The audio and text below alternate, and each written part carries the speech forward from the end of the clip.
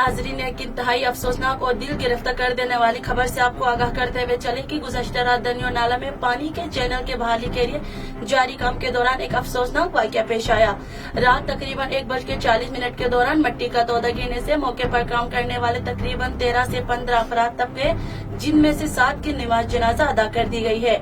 महकमा इत्तला गिलगित बल्तिस्तान के मुताबिक वाक़े की इत्तला मिलते ही रेस्क्यू 1122 और रेवेन्यू का अमला फौरी तौर पर जाए वक़ुआ पर रवाना कर दिया गया।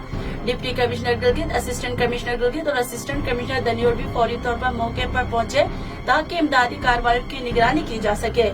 रेस्क्यू टीम की रिपोर्ट के मुताबिक अब तक 13 अफराद को मलबे से निकाला जा चुका है। डिप्टी कमिश्नर गिलगित ने जाए हादसा और मुतासरा अफराद को मुंतकिल किए गए तमाम अस्पतालों का दौरा किया, जिनमें PHU अस्पताल, सेहत फाउंडेशन और आगा खान अस्पताल शामिल है।